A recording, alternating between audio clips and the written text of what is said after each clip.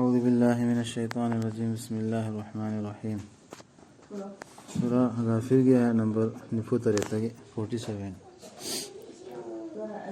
وإذ يتحاجون في النار فيقول الضعفاء للذين استكبروا إنا كنا لكم تبعا فهل أنتم مغنون عنا نصيبا من النار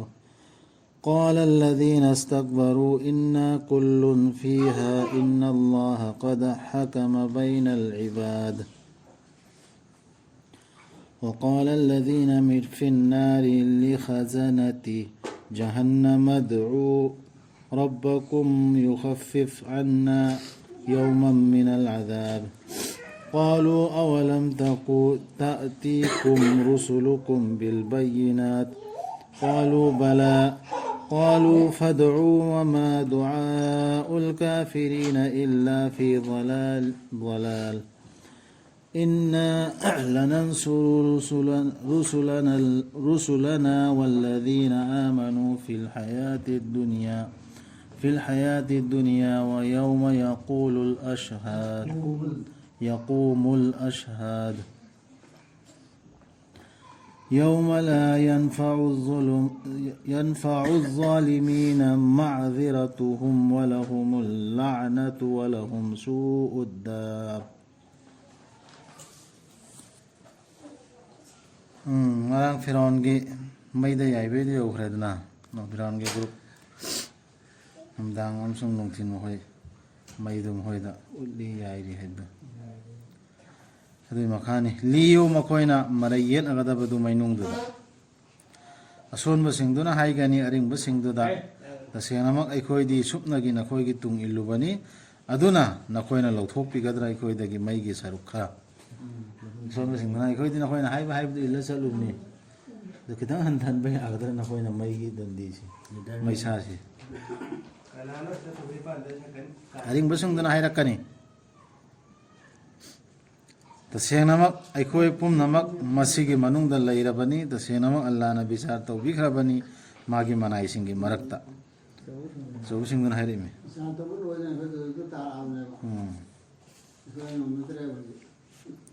अदुगा मैनुंगदा लैबसिंगदुना हाइरकनी जहन्नम पानबसिंगदा दरोगा सिंगदुदा हाइजबियु नखोयगी रप्ता नोंगमदंग यांगहनबिनबा इखोयदा दंदीसी नोंग उधर से कम थोक पिना बा हाइबी हुआ वासमेन संग बसिंग दो फरिश्ता सिंग बा हाइब मकोई ना हाइगनी लाखी दबरा नकोई की रसूल सिंग तसिंग लबा खुदम सिंग लोइना ना सी आयात दुम सुम बसि तोइने याउदर सुम आयात से नकोई द नबी अल्लाह की आयात पुबा लाखी द्राबा असेंग बा दलील पुबा असेंग बा दलील से कुरान से नत्र सी सुखंग खंग होद्रगा सुखाई नहीं ना होद्रे मीना हायरसुल्लो होद्रगबु करीनो मान खुमदोस कुरान खंबम ना हायरसुल्लो होद्रा कुरान के ऐसे पुंगी मुतलो है क्या फजल लाकने है खंगे इसिने मखोइना हाइगनी होय लाखी पानब सिंगदुना हायरकनी अदु ओइरबदी नखोय नसाना हाइजौ अदुबु करिसु नत्ते थाजदब सिंगना हाइजबदुदी लंफैनब नत्तना अरेमब ताब नत्तना नखोय हाइन होला दायना मखोय सु थाइजल हाइदो एबो अदरा मखोयना हाइजबदुना केम कान रबे तसेनामा एखोयना तेंबांग बिगनी एखोयगी रसूल सिंग अमसुंग थाजब सिंगबु ताइबंग सिगी पुंसी दसु अमसुंग साखी सिंग लेपखलकदब नुमित दसु कयामत दसु दुनिया दसु ना मतें पांगने पाना कुरान बुखा जब मिसिंग से मतें पांगने तो पुरी से अल्लाह से मतें पांगनी कयामत फाउ दुनिया दसु आखिरत दसु नुमित्तु मधुदा करिसु काना रोइदबा अरानब तौबसिंगदा मखोयना मरम हाइजबना मखोयगिदी इनथोकपनी मखोयगिदी फटखिद्रबा युमनी अरानब तौब मिसिंगदे केम काना रोय अरानब तौब मी हरसि कानानो कुरानदा अल्लाह रसूलना पुरैबा कुरान की आयात सिंगसिदा हाइबी हौदबदु कुरान दा हाइरिसि चल हौदबदु soidanamak aikoina lamjing pikibani musada aduga aikoina soto oina phanghanbikibani Israel gi machasingda lairik tu karina sila soto oina phanghalausi lairik neba Israel gi machasingda musada piba lairik tu soto oina phanghalai aikoina sura sunna soto oina piramisi karino Quran sini si pai ga dabduna atopa si sunnat ne si mustahab ne si kari ne adu ne ada ne na Quran si adu de yam dalai kre maru oi ba soto na pai lamjing oina amasung ningsing hanbiba ama oina budhi leiba singda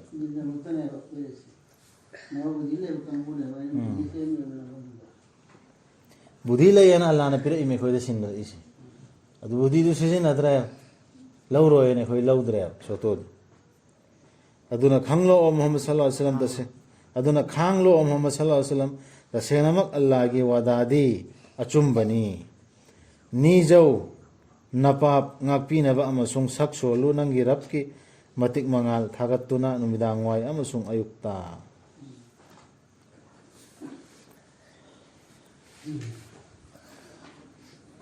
tasengnamak Allah gi ayat singda marayat pa singdo makhoi da madu gi dalil amatta lakpa laitana sumba ya si yaw dranganang su yaw khol kin to gari su yaw banatte makhoi gi thabak singda chaw janing banattana si udrane khoina dum Allah gi ayat khang da bida me ama sai sai ki masla hairaga kangbu du chaw janing ba udrane adum budhi leimi khang bane makhoi na madu phanglaroi daba aduna changjaphamni jaw Allah da tasenamak madi atabaduni awubaduni adu makhoi ga sumuk na rodroi da khum na roi da Allah da changjaphamni yo auzubillah songadab to bat Allah da changjingadab asman sing amasung prithvi bu sem bana hen na chawbani mioi bu sem badagi tawnu basung mi ayam bana khangdabani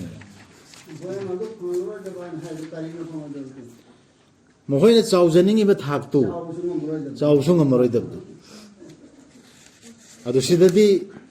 chawningi natro aisi khutsi chup jengjil aga chupning chuphaning ba adu hagi tangbal awang budro phamba bai be arabo jasi bai rage bai be arabo karna hai jengjil bana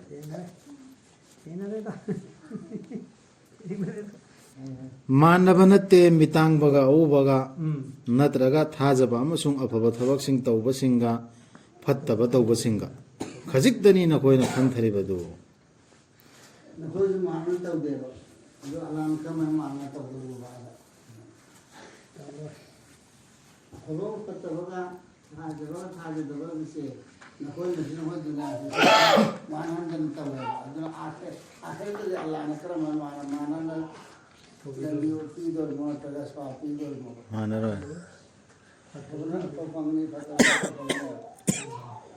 तसेनामक पुंफमदो सोइदनामक लाक्लिबनी मदुदा चिंगननिंगाई नत्ते तंगबो सुंगमी अयामबना थाजदबनी अयामबा मी थाजदेबा पुंफमजि लाकदौरि हे सिलिहि बरोसे कामसि लाकनि ने मसंदो कनि हेदि ने हाइजि अदुना होय तहो fava ने बा चिंगनबा में और कोइदो रो का लाकदरने चिंगनबा यावदो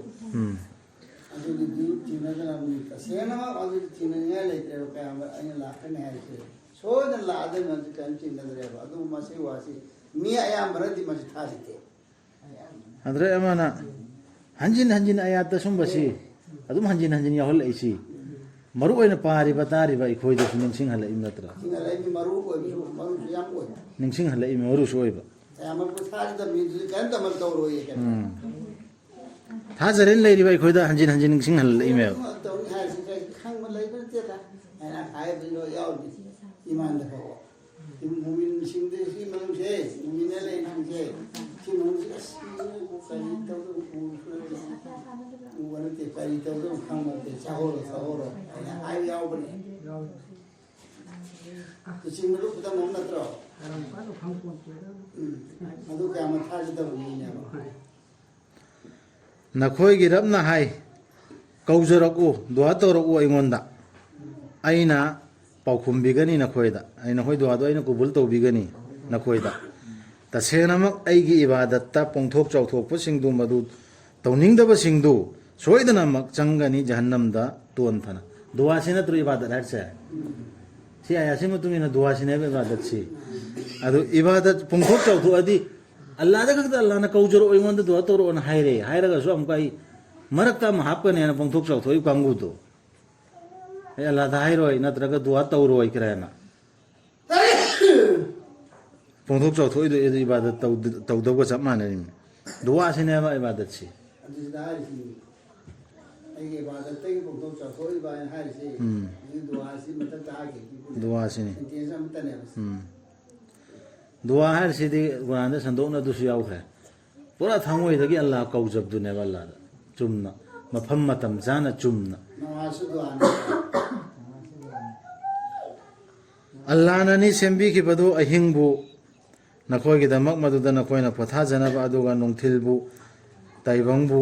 ꯎꯍꯟꯕꯤꯅꯕ ꯇꯁꯦꯡꯅꯃꯛ ꯑꯜꯂꯥꯗꯤ ꯊꯧꯖꯥꯜꯅ ꯄꯤꯛ ꯊꯟꯕꯅꯤ ꯃꯤꯑꯣꯏꯕꯗ ꯇꯧꯅꯤꯡꯕꯁꯨꯡ ꯃꯤ ꯑꯌꯥꯝꯕꯅ ꯇꯧꯕꯤꯃꯜ ꯈꯪꯗꯕꯅꯤ ꯑꯗꯨꯁꯨ ꯇꯧꯕꯤꯃꯜ ꯈꯪꯗꯦꯕ ꯑꯌꯥꯝꯕꯅ ꯑꯜꯂꯥꯗ ꯀꯧꯗꯦ ꯑꯜꯂꯥꯗ ꯈꯛꯇ ꯗꯨꯋꯥ ꯇꯧꯗꯦ ꯇꯧꯕꯤꯃꯜ ꯈꯪꯗꯦ ꯃꯗꯨꯅꯤ ꯑꯜꯂꯥ ꯍꯥꯏꯕꯗꯨ ꯅꯈꯣꯏꯒꯤ ꯔꯕꯇꯨ ꯄꯣꯠ ꯄꯨꯝꯅꯃꯛꯄꯨ ꯁꯦꯝꯕꯤꯕꯗꯨ ꯂꯩꯇꯕꯅꯤ ꯏꯂꯥ ꯂꯥꯏ ꯑꯃꯠꯇ ꯃꯥ ꯅꯠꯇꯅ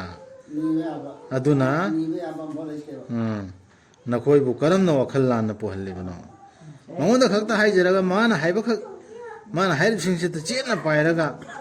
ꯂꯣꯏꯔꯕꯗꯨ ꯔꯁꯨꯜꯅꯁꯨ ꯁꯣꯇꯣ ꯑꯣꯏꯅ ꯄꯤꯔꯝꯃꯕ ꯑꯩꯈꯣꯏꯗ ꯑꯗꯨ ꯑꯩꯈꯣꯏ ꯇꯧꯕꯤꯃꯜ ꯈꯪꯗꯦ ꯑꯁꯨꯝꯅ ꯅꯈꯣꯏꯒꯤ ꯃꯥꯡꯗꯁꯨ ꯋꯥꯈꯜ ꯂꯥꯟꯅ ꯄꯨꯍꯟꯈꯤ ꯑꯜꯂꯥꯒꯤ ꯑꯌꯥꯠꯁꯤꯡꯕꯨ ꯌꯥꯈꯤꯗꯕꯁꯤꯡꯗꯨꯅ ꯍꯥꯟꯅꯒꯤ ꯀꯣꯝꯗꯁꯨ ꯑꯜꯂꯥꯅꯅꯤ ꯁꯦꯝꯕꯤꯈꯤꯕꯗꯨ ꯅꯈꯣꯏꯒꯤꯗꯃꯛ ꯄ꯭ꯔꯤꯊꯤꯕꯤꯕꯨ ꯈꯨꯟꯗꯥꯐꯝ ꯑꯃ ꯑꯣꯏꯅ ꯑꯃꯁꯨꯡ ꯑꯁꯃꯥꯟꯕꯨ ꯆꯥꯟꯗꯨꯋꯥ ꯑꯣꯏꯅ ꯑꯃꯁꯨꯡ ꯁꯦꯝꯕꯤꯈꯤꯕꯗꯨ ꯅꯈꯣꯏꯒꯤ ꯁꯑꯣꯡ ꯁꯥꯗꯥ ꯑꯗꯨꯒ ꯐꯖꯍꯟꯕꯤꯈꯤꯕꯗꯨ ꯅꯈꯣꯏꯒꯤ ꯁꯑꯣꯡ ꯁꯥꯗꯥ ꯑꯗꯨꯒ ꯆꯤꯟꯖꯥꯛ ꯍꯨꯟꯕꯤꯈꯤꯕꯗꯨ ꯅꯈꯣꯏꯗ ꯑꯐꯕ ꯄꯣꯠꯁꯤꯡꯗꯒꯤ ꯃꯗꯨꯅꯤ ꯑꯜꯂꯥ ꯍꯥꯏꯕꯗꯨ ꯅꯈꯣꯏꯒꯤ ꯔꯕꯇꯨ ꯑꯗꯨꯅ ꯌꯥꯏꯐꯕꯒꯤ ꯃꯁꯛꯅꯤ ꯑꯜꯂꯥꯗꯤ ꯇꯥꯏꯕꯪ ꯄꯨꯝꯅꯃꯛꯀꯤ ꯔꯕꯇꯨ ꯐꯖꯗ꯭ꯔꯁꯦ ꯁꯤ ꯄꯨꯝꯕ ꯑꯜꯂꯥꯅ ꯁꯦꯡꯅ ꯑꯩꯁꯤ ꯁꯤꯅꯤꯅꯦ ꯅꯈꯣꯏꯕꯨ ꯑꯣꯏꯅ ꯇꯥꯛꯏꯃꯦꯕ ꯀꯔꯤꯒꯤꯅꯣ ꯑꯩꯉꯣꯟꯗꯇ ꯀꯧꯔꯛꯑꯣꯕ ꯃꯉꯣꯟꯗ ꯈꯛꯇ ꯀꯧꯕ ꯑꯇꯣꯞꯄ ꯌꯥꯎꯗꯕꯁꯤ ꯈ꯭ꯋꯥꯏꯗꯒꯤ ꯆꯥꯎꯕ ꯏꯕꯥꯗꯠ ꯇꯧꯍꯤꯗꯁꯤ ꯀꯔꯤꯒꯨꯝꯕ ꯑꯃ ꯗꯔꯀꯥꯔ ꯂꯩꯕ ꯑꯅꯥꯕ ꯑꯣꯏꯔꯣ ꯑꯃꯒꯤ ꯑꯣꯏꯔꯣ ꯃꯉꯣꯟꯗ ꯈꯛꯇ ꯀꯧꯖꯔꯗꯤ ꯀꯌꯥꯝ ꯑꯜꯂꯥꯅ ꯄꯥꯝꯃꯣ ꯇꯧꯕꯤꯃꯜ ꯈꯪꯕ ꯃꯤ ꯑꯃ ꯆꯤꯡꯗꯧꯔꯤꯃꯦ ꯑꯗꯨ ꯑꯇꯩꯗ ꯄꯥꯎꯅꯔꯁꯤ ꯀꯥꯟꯅꯕꯗꯨꯗꯤ ꯀꯔꯤꯗꯒꯤ ꯇꯨꯐꯥꯏꯜꯗꯒꯤ ꯑꯗꯨꯝ ꯁꯖꯥꯅ ꯅꯤꯔꯗꯤ ꯑꯗꯨ ꯃꯣꯈꯂꯦꯁꯤꯅ ꯂꯧꯍꯨꯠꯇꯤꯟꯗꯨ ꯑꯣꯏꯗ꯭ꯔꯦ ꯃꯥꯗꯤ ꯑꯗꯨꯝ ꯍꯤꯡꯗꯨꯅꯇ ꯂꯩꯕꯗꯨꯅꯤ ꯂꯩꯇꯕꯅꯤ ꯂꯥꯏ ꯑꯃꯠꯇ ꯂꯥꯠꯄꯗ ꯃꯇꯤꯛ ꯆꯥꯕ ꯃꯄꯨ ꯑꯃꯠꯇ ꯃꯥ ꯅꯠꯇꯅ ꯑꯗꯨꯅ ꯀꯧꯖꯧ ꯃꯥꯕꯨ ꯃꯉꯣꯟꯗ ꯊꯃꯣꯏ ꯁꯦꯡꯅ ꯙꯔꯃꯗ ꯁꯤꯅꯦꯕ ꯊꯃꯣꯏ ꯁꯦꯡꯕ ꯍꯥꯏꯁꯤ ꯙꯔꯃ ꯆꯨꯝꯅ ꯆꯠꯄ ꯍꯥꯏꯁꯤ ꯁꯤꯒꯤꯁꯤꯅꯦꯕ ꯊꯥꯒꯠꯂꯤꯕ ꯄꯨꯝꯅꯃꯛ ꯑꯜꯂꯥꯍꯕꯨꯅꯤ ꯇꯥꯏꯕꯪ ꯄꯨꯝꯅꯃꯛꯀꯤ ꯔꯕ ꯁꯤꯅꯦꯕ ꯑꯜꯍꯝꯗꯨꯂꯤꯜꯂꯥ ꯍꯥꯏꯗꯤ ꯊꯥꯒꯠꯂꯤꯕ ꯄꯨꯝꯅꯃꯛ ꯃꯉꯣꯟꯗ ꯈꯛꯇ ꯍꯥꯏꯖꯕ ꯃꯉꯣꯟꯗ ꯈꯛꯇ ꯀꯧꯖꯕ ꯃꯥ ꯈꯛꯇꯅ ꯍꯥꯏꯕ ꯏꯟꯕ ꯙꯔꯃꯒꯤ ꯃꯇꯥꯡꯗ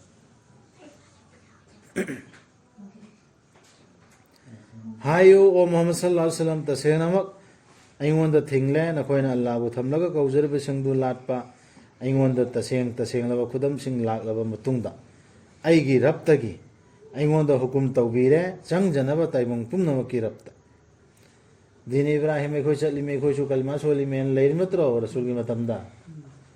ꯑꯗꯨ ꯃꯈꯣꯏꯗꯅꯤ ꯍꯥꯏꯍꯜꯂꯤꯁꯤ ꯔꯁꯨꯜꯗ ꯍꯥꯏꯌꯣꯕ ꯑꯩꯗꯤ ꯃꯔꯛꯇ ꯌꯥꯜꯂꯔꯣꯏ ꯃꯨꯁꯂꯤꯝ ꯑꯣꯏꯌꯨꯅ ꯑꯜꯂꯥꯍꯅ ꯑꯩꯉꯣꯟꯗ ꯍꯨꯀꯨꯝ ꯇꯧꯔꯛꯑꯦꯕ ꯑꯜ ꯃꯨꯁꯂꯤꯃ ꯑꯩꯕꯨ ꯃꯨꯁꯂꯤꯝ ꯑꯣꯏꯌꯨ ꯍꯥꯏꯅ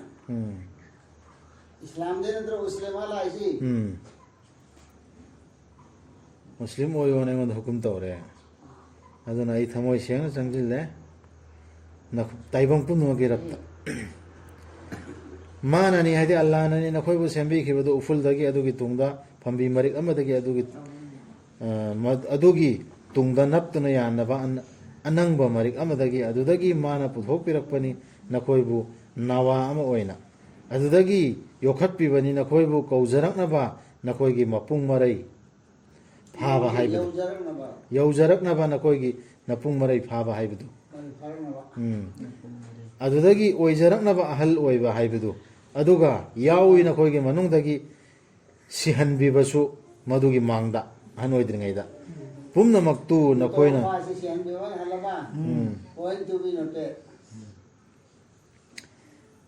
sihanbibasu adugi mangda pumnamaktu nakoina yaujaraknaba kakkiba matam ama amadi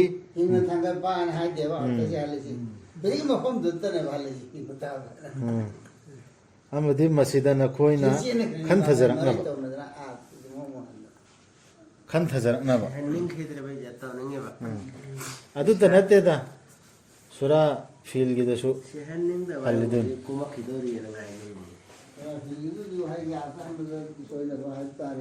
langthabana halidun atopa sura dana thabana hal alqaitu alayka muhabbatan minni ila musa alayhi salam haidu nawanda ay minnu sisi nawanda nangi nawanda ay fazili haidu al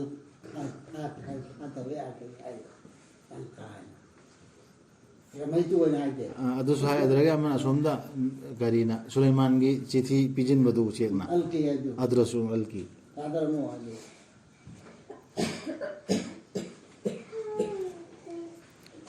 mana ni hinghalli badu amasung si halli badu nakhoibu mana nongdam bibada mafam ama wafam ama ohen binaba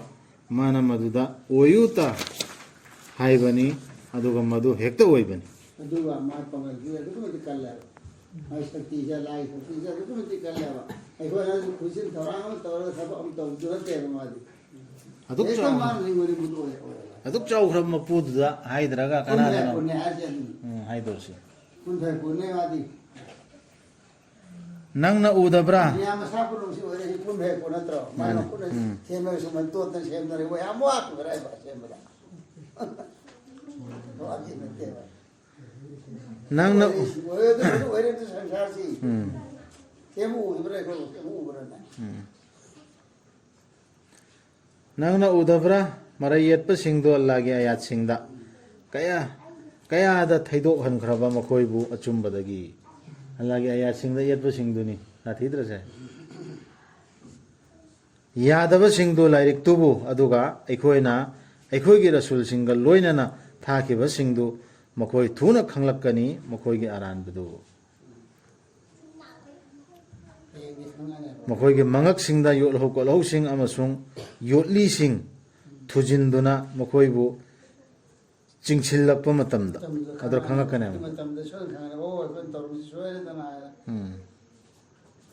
asauba isingda madugi tungda mainungda makhoi bu mai thagalakadaba thagalaklabada adra khangane adugi tungda makhoi da haigani kadai da leikhre nakoina laini haina latkiba singdu nakoina Allah gi ayasi thadoga ilamba singdu kadai no kadol Allah bu thamlaga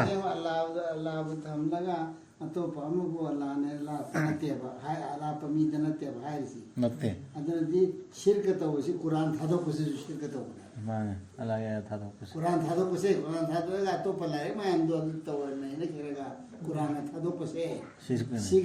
shirka ne hai si ya aina ma kuntum tushrikuna no ko shirka to do kai chakra ne hai adagi tungna makhoi haigani kadai da leikhre nakhoi gi laini haina latkiba singdu Allah bu thamlaga Allah gi ayat si thammaga Allah de khoi ubante Allah gi ayat si thammaga khoi na pairam bal nakhoi gi lairik singdu fatwa singdu kadai no hoi chummi sawab ni tongna ki meam du sumaina natro Allah ji uno te budane kana uno te ba Allah bu thamlaga Allah na rapala tu thammaga na tro Allah bu thamlaga makhoi na hairak kani makhoi chat khre si loi khre ata si loi khre hairak kani hai sina mani hairak kani bu thamlaga na kai chakre na Allah bu thamlaga thamlaga na hangram tra ata adu min dunillah si loi khre makhoi na hairak kani makhoi chat khre aikhoi dagi mang khre dallu na handro mang khre natte kai chakre tusira hairi isi makhada natte ꯑꯩꯈꯣꯏꯅ ꯀꯧꯖꯈꯤꯗꯦ ꯀꯔꯤꯒꯨꯝꯕ ꯄꯣꯠ ꯑꯃꯠꯇꯕꯨ ꯂꯥꯏꯅꯤ ꯍꯥꯏꯅ ꯑꯥꯗ ꯁ꯭ꯋꯥꯏꯗꯧꯔꯤꯑꯕ ꯃꯃꯥꯡꯗ ꯑꯗꯨꯝꯅ ꯂꯪꯐꯩꯅꯍꯜꯂꯤ ꯑꯜꯂꯥꯍꯅ ꯊꯥꯖꯗꯕꯁꯤꯡꯕꯨ ꯂꯥꯏꯅꯤ ꯍꯥꯏꯅ ꯃꯄꯨꯅꯦꯅ ꯂꯥꯠꯈꯤꯗꯦ ꯆꯨꯝꯃꯦꯕ ꯑꯣꯅ ꯍꯥꯏ ꯆꯨꯝꯗ꯭ꯔꯣ ꯆꯨꯝꯃꯦ ꯃꯄꯨꯅꯦꯅ ꯈꯜꯂꯦ ꯂꯥꯠꯈꯤꯗꯦꯕ ꯑꯩꯈꯣꯏꯅ ꯂꯥꯠꯂꯤꯁꯤꯗꯤ ꯕꯨꯖꯨꯔ ꯃꯈꯩꯒꯤ ꯗꯨꯋꯥ ꯇꯧꯔꯤꯕ ꯑꯃ ꯇꯧꯔꯤꯁꯤꯗꯤ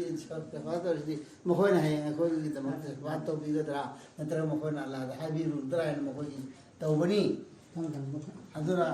ꯑꯗꯨꯏꯗꯨ ꯑꯗꯨꯗꯨꯅꯅꯦ ꯃꯈꯣꯏꯁꯤ ꯍꯥꯏꯔꯛꯀꯅꯦꯕ ꯑꯗꯨ ꯅꯠꯇꯦ ꯁꯤꯗꯅ ꯑꯗꯨꯅꯦꯕ ꯆꯨꯝꯃꯦ ꯃꯈꯣꯏꯅ ꯍꯥꯏꯔꯤꯁꯤ ꯆꯨꯝꯃꯦꯕ ꯑꯗꯨ ꯆꯨꯝꯗꯤ ꯆꯨꯝꯃꯒ ꯑꯜꯂꯥꯍꯒꯤ ꯑꯥꯌꯠꯇꯤ ꯊꯥꯗꯣꯛꯑꯝꯃꯤꯑꯕ ꯅꯠꯇꯦ ꯁꯤꯗꯅꯅꯦ ꯃꯈꯣꯏꯅ ꯍꯥꯏꯗꯧꯔꯤꯁꯤ ꯀꯔꯤꯅꯣ ꯃꯈꯣꯏꯁꯤ ꯁꯤꯅꯦ ꯁꯤꯗꯅ ꯁꯤꯒꯤ ꯑꯌꯥꯟ ꯃꯊꯛꯀꯤꯁꯤꯡꯁꯤ ꯂꯧꯔꯒꯅ ꯃꯈꯣꯏꯅ ꯍꯥꯏꯈ꯭ꯔꯗꯤ ꯂꯣꯏꯔꯦ ꯃꯈꯣꯏꯅ ꯀꯨꯔꯥꯟꯗꯩ ꯂꯧꯊꯣꯔꯛꯄ ꯐꯠꯋꯥꯅꯤ ꯑꯩꯈꯣꯏꯅ ꯃꯈꯣꯏꯅ ꯍꯥꯏꯈ꯭ꯔꯗꯤ ꯆꯨꯝꯃꯦꯅ ꯆꯠꯂꯝꯃꯤ ꯁꯤꯅꯦꯕ ꯅꯠꯇ꯭ꯔꯣ ꯑꯗꯨ ꯃꯤꯁꯤꯡꯗꯨ ꯀꯥꯏ ꯆꯠꯈ꯭ꯔꯦ ꯁꯤꯅꯦꯕ ꯑꯗꯨ ꯃꯤꯁꯤꯡꯗꯨ ꯀꯥꯏ ꯆꯠꯈ꯭ꯔꯦ ꯁꯤꯅꯦꯕ ꯂꯩꯔꯝꯗ꯭ꯔꯦ ꯑꯗꯨ ꯂꯩꯇ꯭ꯔꯦ ꯑꯗꯨꯒꯤ ꯐꯠꯋꯥꯁꯤꯡꯗꯨ ꯂꯩꯇ꯭ꯔꯦ ꯃꯤꯁꯤꯡꯁꯨ ꯂꯩꯇ꯭ꯔꯦ ꯍꯥꯏꯔꯛꯀꯅꯦ ꯑꯩꯈꯣꯏ ꯂꯥꯜꯂꯝꯕ ꯑꯩꯈꯣꯏ ꯃꯄꯨꯅꯦꯅ ꯍꯥꯏꯔꯒ ꯀꯩꯁꯨ ꯂꯥꯜꯂꯝꯗꯦꯅ ꯍꯥꯏꯔꯛꯀꯅꯦ ꯀꯅꯥ ꯐꯔꯤꯁꯇꯥꯁꯤꯡꯅ ꯍꯥꯏꯒꯅꯤ ꯃꯗꯨ ꯅꯈꯣꯏꯅ ꯍꯔꯥꯎ ꯃꯊꯣꯏ ꯀꯥꯈꯤꯕꯒꯤꯅꯤ ꯄ꯭ꯔꯤꯊ꯭ꯔꯤ ꯊꯛꯇ ꯑꯆꯨꯝꯕ ꯌꯥꯎꯗꯅ ꯑꯗꯨꯒ ꯅꯈꯣꯏꯅ ꯂꯝꯀꯦꯠ ꯂꯝ ꯍꯥꯏꯈꯤꯕꯒꯤꯅꯤ ꯑꯆꯨꯝꯕꯗꯤ ꯁꯨꯡꯌꯥꯎ ꯌꯥꯎꯗꯕ ꯑꯩꯈꯣꯏꯅ ꯆꯨꯝꯃꯦ ꯑꯩꯈꯣꯏꯅ ꯉꯝꯃꯦꯅ ꯂꯥꯎꯈꯤꯕꯗꯨ ꯀꯨꯔꯥꯟꯒꯤ ꯑꯌꯥꯠꯇꯤ ꯁꯨꯡꯌꯥꯎ ꯌꯥꯎꯗꯕ ꯀꯨꯔꯥꯟꯒꯤ ꯑꯜꯂꯥꯍꯅ ꯍꯥꯏꯕ ꯑꯣꯔꯗꯔꯗꯤ ꯁꯨꯡꯌꯥꯎ ꯌꯥꯎꯗꯕꯗ ꯍꯔꯥꯎ ꯃꯊꯣꯏ ꯀꯥꯈꯤꯕꯗꯨ ꯑꯩꯈꯣꯏꯅꯤ ꯑꯆꯨꯝꯕ ꯍꯥꯏꯅ ꯑꯗꯨꯒꯤꯅꯦꯕ ꯍꯧꯖꯤꯛ ꯆꯪꯂꯣ ꯖꯍꯟꯅꯝꯒꯤ ꯊꯣꯡꯁꯤꯡꯗ ꯃꯗꯨꯗ ꯃꯇꯝ ꯆꯨꯞꯄ ꯂꯩꯅꯕ ꯀꯌꯥꯗ ꯐꯠꯈꯤꯗ꯭ꯔꯕꯅꯣ ꯂꯩꯐꯝꯗꯨ ꯉꯛꯆꯥꯎ ꯊꯦꯛꯄꯁꯤꯡꯒꯤ